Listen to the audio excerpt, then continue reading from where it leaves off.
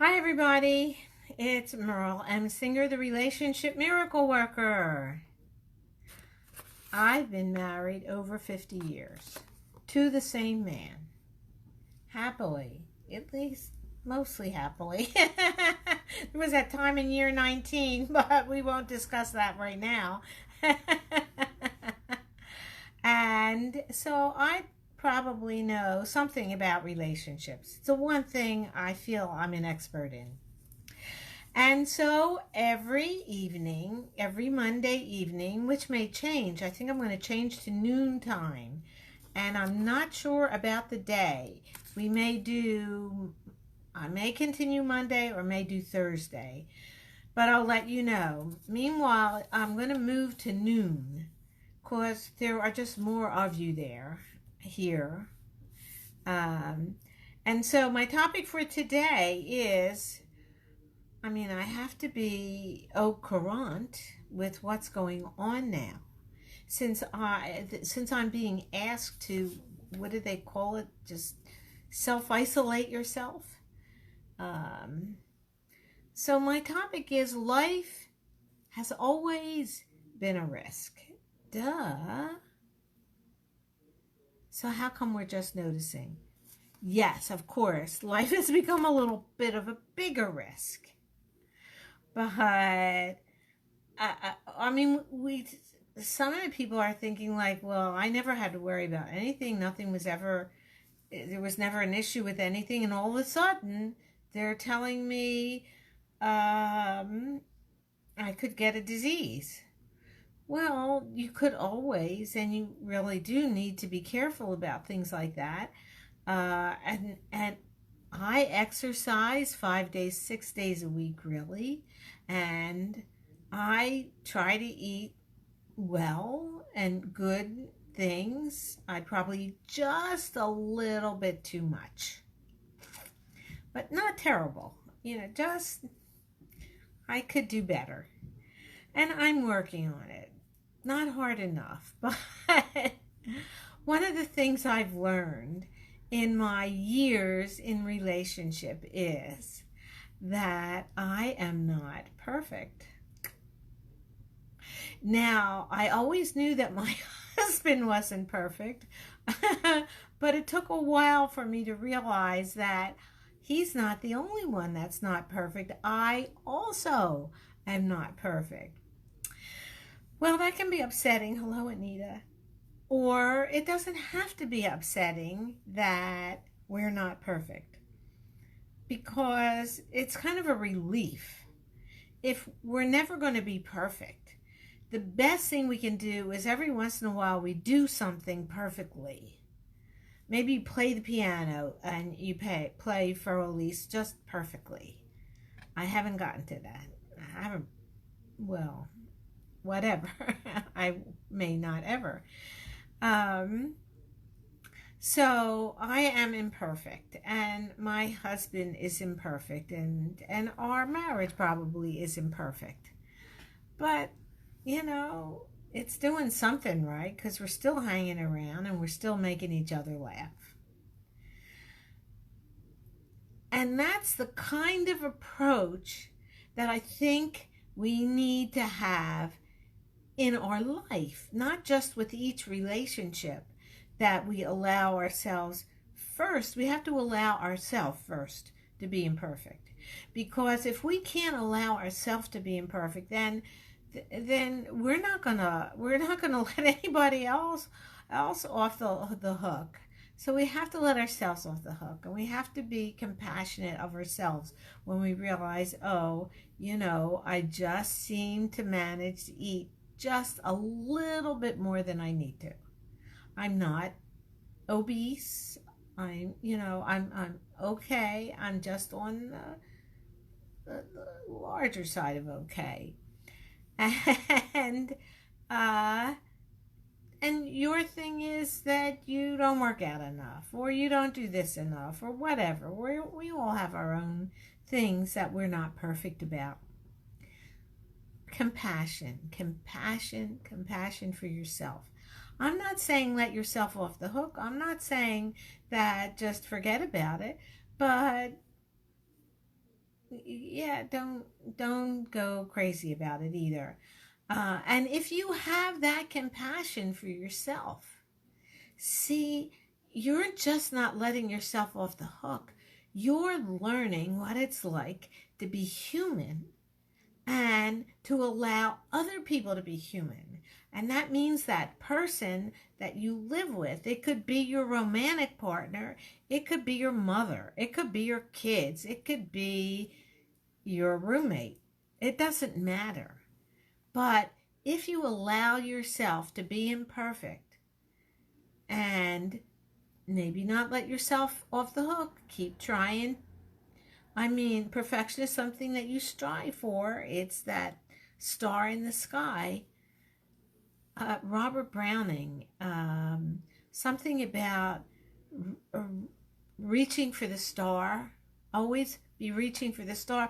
You're never going to get there, but always be reaching for it. That's fine. But have compassion when you don't quite get to that star. And if you have compassion for yourself, you will have compassion for other people. If you live your life like that, if you accept risk in that kind of way, that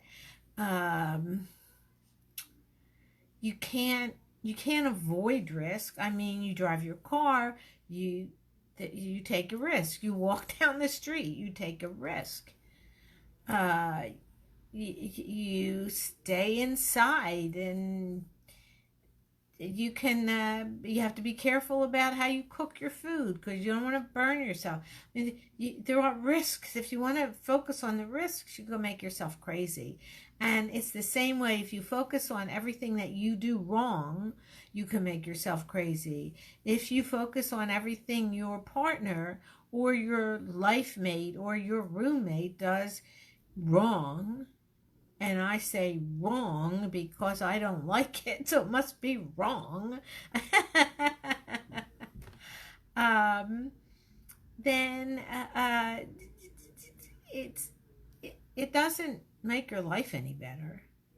But if you can have compassion for yourself and accept yourself as your imperfect self, always striving, trying to move forward in your life, then you can do that with whomever is in your life with you.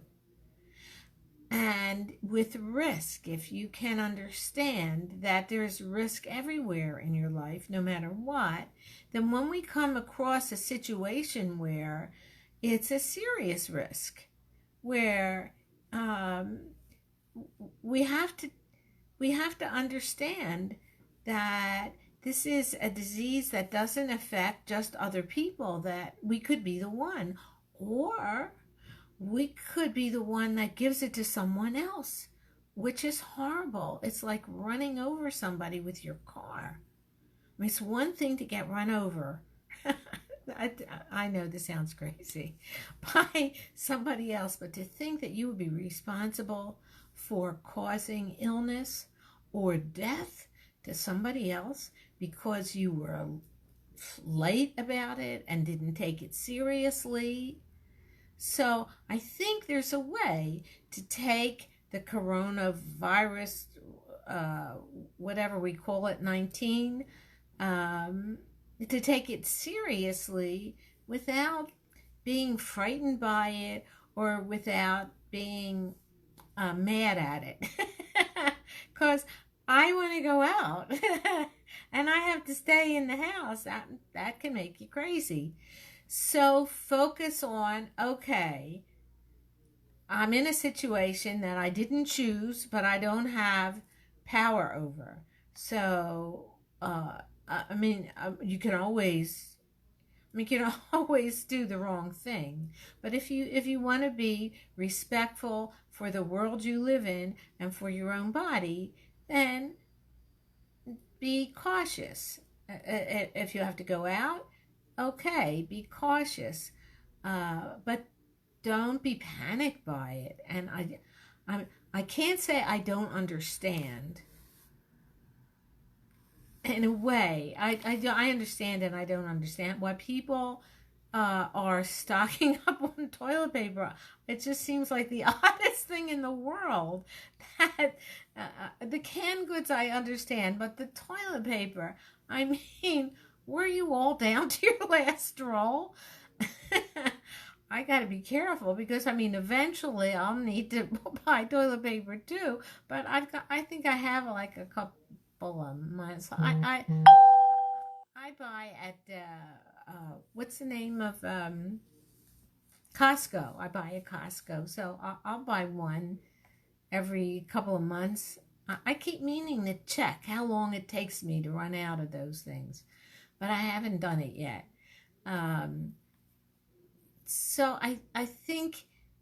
So I was saying, I don't know why people stock up on toilet paper or whatever, and I do understand on one hand, and that reason is that we like have no control over this virus, and now especially when they're telling us we can't work, that we can't have fun. So we can't go to the bar, we can't go to work. Well, one or the other, but not both. And so to not have that amount of control it's troubling. It's upsetting. You want to feel like it's like I say, we have risk every day. We just don't acknowledge it every day. But when it's like boom, right in front of us, like it is with this virus, then we have to acknowledge, yes, life has its risks. That's to me, one of the most amazing thing is if you think about all the risks we have in this world, it's amazing we're alive as much as we are. And yet life can be so fragile, so we can't just take it for granted. I mean, kids, that's when kids have ride their car and drive too fast, and they have accidents and they die because they don't take the risk seriously.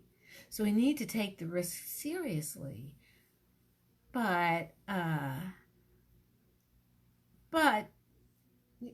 you say, okay, so we got me here in the house. Okay, so I'll watch a Facebook Live. I'll put on a Facebook Live. There's other things you can do. I cleaned out a closet today. Yeah, it was a good thing to have that time to do that. So find the things that you've been meaning to do around your house, or maybe either you're writing a book, or you want to paint your living room. You have projects. I know every single one of you have projects that you haven't gotten to. Well, here's the time to do it. So that's my suggestion. I've been talking on, and the upshot of it is that we have risk in our life all the time. This coronavirus is a bigger risk, so it brings it closer to our attention. But just know that it's just another risk, and if we respect it and do the things that they're telling us to do, which is to stay away from other people who might have it and not even know. So as long as we do the things we need to do, then don't worry about the risk. Don't go bonkers being in the house by yourself, or worse, with all your kids and your partner and everybody all in this little space. Work it out. Learn to play a game with the kids. Do something that you don't normally have a chance to do. That's what I'm saying. Every risk, every relationship, make it an opportunity for something new that you hadn't thought of, that, oh, well, this might be some fun to do. And that way it takes your mind off the things that you don't have control over, because there's no point in worrying about what you don't have control over. So do the things that you can do. And that doesn't mean smoke more pot. It means have more relationships and figure out things to do. Things to do with your kids, things to do online, do some Facebook Live with the other relatives. Do things that you don't ordinarily do. And by the way, next week, I'm not going to be on at 8 o'clock. I'm going to be on at noontime. And I haven't decided. It may be on Monday again, or it may be on Thursday. I'll let you know during the week. Meanwhile, this is Merle M. Singer, the Relationship Miracle Worker. I help you work your own miracles in your own life with your own relationships. Go to relationshipmiracleworker.com. You can get my books. They're back there. Cracking the Relationship Code and the Valentine Relationship book. And I have in mind what the next book will be. Meanwhile, check out my website. Click like on this and have a great evening. Make this opportunity for something new and exciting, or just something fun that you do this week that you wouldn't otherwise have done without this opportunity to be home. Take care. Bye.